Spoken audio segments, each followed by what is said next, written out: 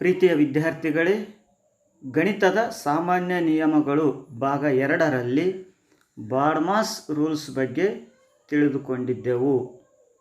ಈ ಬಾಡ್ಮಾಸ್ ರೂಲ್ಸಿನಲ್ಲಿ ನಾನು 2 ಲೆಕ್ಕಗಳನ್ನು ತಿಳಿಸಿ 5 ಮನೆಗೆಲಸಗಳನ್ನು ಕೊಡಲಾಗಿತ್ತು. ಅದರಲ್ಲಿ 1, 2, 3 ಸಾಮಾನ್ಯವಾಗಿ ಎಲ್ಲ ವಿದ್ಯಾರ್ಥಿಗಳು ಮಾಡಿದ್ದೀರಿ. ಆದರೆ 4 ಮತ್ತು 5ರಲ್ಲಿ ಸ್ವಲ್ಪ ಮಿಸ್ಟೇಕ್ ಮಾಡಿಕೊಂಡಿರಿ. ಅದು ಏಕೆ ಮಿಸ್ಟೇಕ್ ಆಗ್ಯದ ಅಂತ ಈ ಮುಂದಿನ ವಿಡಿಯೋದಲ್ಲಿ ನಾನು ತಿಳಿಸ್ಕೊಡ್ತಾ ಇದ್ದೀನಿ. ಈ 4ನೇದರಲ್ಲಿ ನಾನು ಸ್ವಲ್ಪ ಮಿಸ್ಟೇಕ್ ಮಾಡಿದ್ದೀನಿ. ಏನು ಅಂತಂದರೆ ಈ 11ರ ನಂತರ ಕಂಪ್ಲೀಟ್ ದೀರ್ಘಾವರಣ ಬಳಸಿಲ್ಲ. ಹಾಗಾಗಿ ನಿಮಗೆ ಸ್ವಲ್ಪ ಕನ್ಫ್ಯೂಸ್ ಆಗಿದೆ. 5ನೇದ್ದು ನೀವೇ ಕನ್ಫ್ಯೂಸ್ ಮಾಡಿಕೊಂಡಿರಿ. ಈಗ ಇವೆರಡು ಏಕೆ ಕನ್ಫ್ಯೂಸ್ ಆಗಿದೆ ಎಂಬುದನ್ನು ಈ ಮುಂದಿನ ಭಾಗದಲ್ಲಿ ನಾವು ನೋಡೋಣ. ಮತ್ತೊಂದು ವಿಚಾರ, ಕೆಲವು ವಿದ್ಯಾರ್ಥಿಗಳು ಸರ ಕೆಳಗಡೆ ಡಿಸ್ಕ್ರಿಪ್ಷನ್ದಲ್ಲಿ ಲಿಂಕ್ ಕೊಟ್ಟಿದ್ದೀನಿ ಅಂತ ಹೇಳ್ತಿದ್ದೀರಿ. ಅದು ಡಿಸ್ಕ್ರಿಪ್ಷನ್ ಅಂದರೆ ಯಾವುದು, ಹೇಗೆ ಸರ್ ಲಿಂಕನ್ನು ನೋಡೋದು ಅಂತ ಕೇಳ್ತಿದ್ದಾರೆ. ಹಾಗಾಗಿ ನೀವು ಇಲ್ಲಿ ಸರಿಯಾಗಿ ಅಬ್ಸರ್ವ್ ಮಾಡ್ಕೊಳ್ಳಿ. ಮೊದಲಿಗೆ ಇಲ್ಲಿ ನಮ್ಮ ಚಾನಲ್ ಕಾಣಿಸ್ತದ, ಗೌರ್ಮೆಂಟ್ ಸ್ಕೂಲ್ ಕಿನ್ನಿವಾಡಿ ಅಂತ. ಆ ಒಂದು ಚಾನಲ್ ಮೇಲ್ಗಡೆ ಈ ಒಂದು ಐಕಾನ್ ಕಾಣಿಸ್ತದೆ, ಇಲ್ಲಿ ನೀವು ನೋಡ್ಬೋದು. ನಾನು ಮಾರ್ಕ್ ಮಾಡ್ತಾ ಇದ್ದೀನಿ. ಈ ಐಕಾನ್ ಮೇಲೆ ನೀವು ಕ್ಲಿಕ್ ಮಾಡಿದಾಗ ಈ ರೀತಿ ಕೆಳಗಡೆ ನಿಮಗೆ ಇಂಟರ್ಫೇಸ್ ಕಾಣಿಸ್ತದೆ. ನೀವು ಇಲ್ಲಿ ಅಬ್ಸರ್ವ್ ಮಾಡ್ಬೋದು. ಇದೇ ಡಿಸ್ಕ್ರಿಪ್ಷನ್ನು ಪಾರ್ಟ್ 1. ಇಲ್ಲಿ ನೀಲಿ ಅಕ್ಷರದ ಲಿಂಕ್ ಕಾಣಿಸ್ತದಲ್ವ, ಇದೇ ನಿಮಗೆ ಈ ಲಿಂಕ್ ಒತ್ತಿದರೆ ಅದಕ್ಕೆ ಸಂಬಂಧಪಟ್ಟಂಥ ವಿಡಿಯೋಗಳು ಬರ್ತದೆ. 2ನೇದು ಪಾರ್ಟ್ 2. ಈ ಕೆಳಗಿನ ಬ್ಲೂ ಲಿಂಕ್ ಒತ್ತಿದರೆ ಈ ಮೇಲಿನ ವಿಡಿಯೋಕ್ಕೆ ಸಂಬಂಧಪಟ್ಟಂಗೆ ಆಟೋಮೆಟಿಕ್ ನೀವು ಕ್ಲಿಕ್ ಮಾಡಿ ಟೆಸ್ಟ್ ಮಾಡಿ ಹೇಗೆ ಬರ್ತದಂತ. ಹಾಗೆ ನೀವು ಕೆಳಗಡೆ ಹೋದರೆ ಇಲ್ಲಿ ತನಕ ನಾನು ಯಾವ್ಯಾವ ವಿಡಿಯೋಗಳನ್ನು ಮಾಡಿದ್ದೀನಿ ಎಲ್ಲ ವಿಡಿಯೋಗಳ ಲಿಂಕು ನಿಮಗೆ ಕಾಣಿಸ್ತದೆ. ಜೊತೆಗೆ ನಿಮಗೆ ಇಲ್ಲಿ ಕೆಂಪು ಅಕ್ಷರದ ಒಂದು ಸಬ್ಸ್ಕ್ರೈಬ್ ಬಟನ್ ಅಂತ ಕಾಣಿಸ್ತದೆ. ನೀವು ಈ ರೀತಿ ಮೇಲೆ ಕ್ಲಿಕ್ ಮಾಡಿದ ತಕ್ಷಣ ಪಕ್ಕದಲ್ಲಿ ಒಂದು ಬೆಲ್ ಐಕಾನ್ ಕಾಣಿಸ್ತದೆ, ಅದರ ಮೇಲೆ ಕ್ಲಿಕ್ ಮಾಡಿ. ಆಮೇಲೆ ಆಲ್ ಅಂತ ಒಂದು ಆಪ್ಷನ್ ಕಾಣಿಸ್ತದೆ, ನಿಮಗೆ ಇಲ್ಲಿ ನೋಡ್ಬೋದು.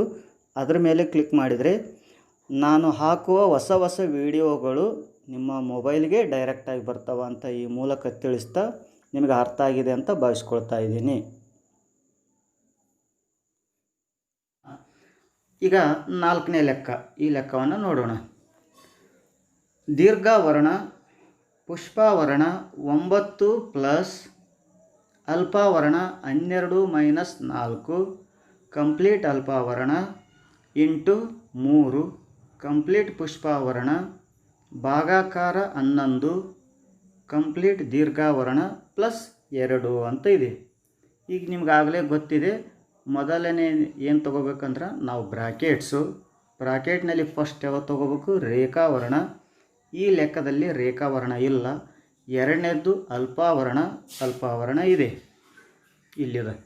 ಇದನ್ನು ನಾವು ತೆಗೆದುಕೊಳ್ಬೇಕು. ದೀರ್ಘಾವರಣ ಪುಷ್ಪಾವರಣ 9 ಪ್ಲಸ್ ಇಲ್ಲಿ ಅಲ್ಪಾವರಣದಲ್ಲಿ ಬರ್ತಕ್ಕಂಥ ಸಂಖ್ಯೆಗಳು ಯಾವ್ಯಾವು, 12 ಮೈನಸ್ 4. ಒಂದು ಪ್ಲಸ್ಸು ಒಂದು ಮೈನಸ್ ಇದ್ರೆ ಕಳಿಬೇಕು, ಉತ್ತರ 8 ಬರ್ತದ. ಇಂಟು 3 ಕಂಪ್ಲೀಟ್ ಪುಷ್ಪಾವರಣ ಬಾಗಲೇ 11 ಕಂಪ್ಲೀಟ್ ದೀರ್ಘಾವರಣ ಪ್ಲಸ್ 2.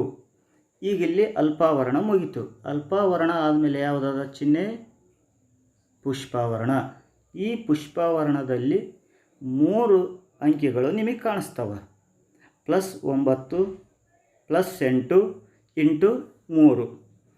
ಇದರಲ್ಲಿ ನಿಮಗೆ ಈಗಾಗಲೇ ಗೊತ್ತಿದೆ, ಬಾಡ್ಮಾಸ್ ನಿಯಮದಲ್ಲಿ BOD MAS. ಡಿ ಅಂದರೆ ಯಾವುದು, ಭಾಗಾಕಾರ. ಇದರಲ್ಲಿ 3 ಸಂಖ್ಯೆಗಳಲ್ಲಿ ಭಾಗಾಕಾರ ಇಲ್ಲ. ಆಮೇಲೆ ಎಮ್ ಅಂದರೆ ಏನು, ಗುಣಾಕಾರ. ಇಲ್ಲಿ ನೀವು ಕನ್ಫ್ಯೂಸ್ ಮಾಡ್ಕೊಂಡಿರಿ ವಿದ್ಯಾರ್ಥಿಗಳೇ. ಗುಣಾಕಾರದ ಆಜುಬಾಜು ಇರುವ ಸಂಖ್ಯೆಗಳು ಯಾವ್ಯಾವು, 8 ಇಂಟು 3. 8 3 24. ಹಂಗಾಗಿ = ದೀರ್ಘಾವರಣ ಪುಷ್ಪಾವರಣ 9 ಹಾಗೆ ಹಚ್ಚಬೇಕು. ನೆಕ್ಸ್ಟ್ 8 ಇಂಟು 3 ಗುಣಿಸಿದಾಗ ಎಷ್ಟು ಉತ್ತರ ಬಂದದ, 24. ಕಂಪ್ಲೀಟ್ ಪುಷ್ಪಾವರಣ ಬಾಗಲೇ 11 ಕಂಪ್ಲೀಟ್ ದೀರ್ಘಾವರಣ ಪ್ಲಸ್ 2. ಈಗ ನೆಕ್ಸ್ಟು ಇನ್ನೂ ಪುಷ್ಪವರ್ಣ ಕಂಪ್ಲೀಟ್ ಆಗಿಲ್ಲ. ಯಾಕಂದರೆ ಪುಷ್ಪವರ್ಣ ಮಧ್ಯದಲ್ಲಿ ಇನ್ನೂ 2 ಸಂಖ್ಯೆಗಳು ಉಳಿದಾವೆ. +9 +24 ಎರಡನ್ನು ಕೂಡಿಸಿದಾಗ ಎಷ್ಟಾಗ್ತದೆ? 9 24 =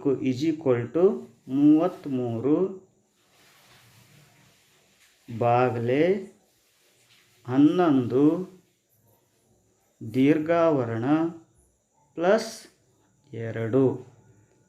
ಇನ್ನು ಕೊನೆ ಬ್ರಾಕೆಟ್ಸ್ ಯಾವುದದ? ದೀರ್ಘಾವರ್ಣ. 33/11 ಇವು ಭಾಗಾಕಾರ ಮಾಡಿದಾಗ ಉತ್ತರ ಎಷ್ಟು ಬರ್ತದೆ? 3 + 2. ಇನ್ನು ಎರಡೇ ಸಂಖ್ಯೆಗಳು ಉಳಿದು ಎರಡನ್ನು ಕೂಡಿಸಿದಾಗ ನಿಮ್ಮ ಉತ್ತರ ಎಷ್ಟು ಬರ್ತದೆ? 5. ಇದು ಸರಿಯಾದ ಉತ್ತರ. ಮತ್ತೊಂದು ಲೆಕ್ಕ 5ನೇದ್ದು. ಈ ಲೆಕ್ಕವನ್ನು ನೋಡೋಣ. ದೀರ್ಘಾವರ್ಣ ಪುಷ್ಪವರ್ಣ 6 + ಅಲ್ಪಾವರ್ಣ 5 × 3 + 4 ಕಂಪ್ಲೀಟ್ ಅಲ್ಪಾವರ್ಣ ಕಂಪ್ಲೀಟ್ ಪುಷ್ಪವರ್ಣ × 7 ಕಂಪ್ಲೀಟ್ ದೀರ್ಘಾವರ್ಣ +2 ಅಂತದ. ಈಗಾಗಲೇ ನಿಮಗೆ ಗೊತ್ತೇ ಅದ. ಬ್ರಾಕೆಟ್ಸ್ ತಗೋಬೇಕು. ಫಸ್ಟಿಗೆ ಬ್ರಾಕೆಟ್ಸ್ನಲ್ಲಿ ಮೊದಲೇದು ರೇಖಾವರ್ಣ. ಈ ಕೊಟ್ಟಿರುವ ಲೆಕ್ಕದಲ್ಲಿ ರೇಖಾವರ್ಣ ಇಲ್ಲ. ಎರಡನೇದ್ದು ಪುಷ್ಪವರ್ಣ. ಪುಷ್ಪವರ್ಣ ಇಲ್ಲಿದೆ. ಸರಿಯಾಗಿ ಗಮನಿಸಿರಿ. ಇಲ್ಲೇ ನೀವು ಕನ್ಫ್ಯೂಸ್ ಆಗಿರೋದು. ಪುಷ್ಪವರ್ಣದಲ್ಲಿ ಇರ್ತಕ್ಕಂಥ ಸಂಖ್ಯೆಗಳು ಅಥವಾ ಅಂಕಿಗಳು 3. 1 + 5 ನೆಕ್ಸ್ಟ್ × 3 ನೆಕ್ಸ್ಟ್ +4.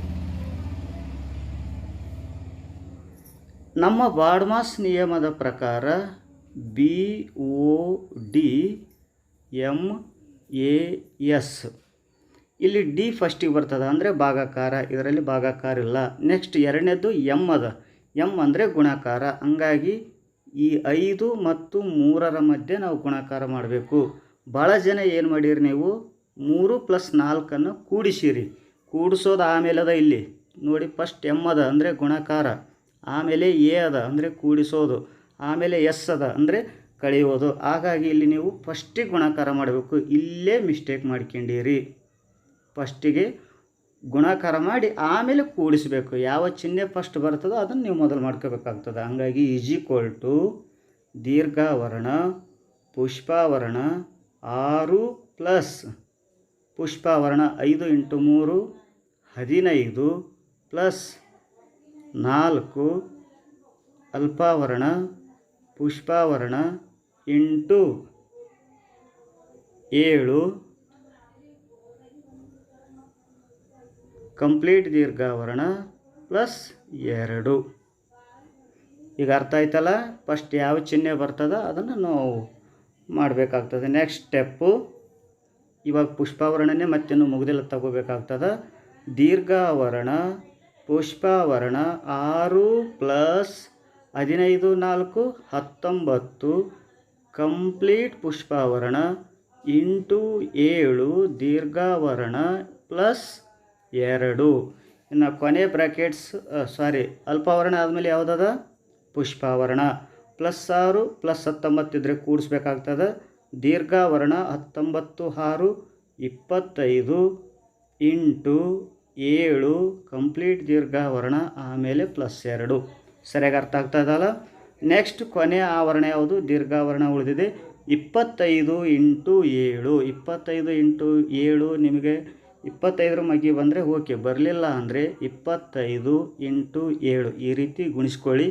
7 5 35 3 ಉಳಿತು. 7 14 3 17 175 +2.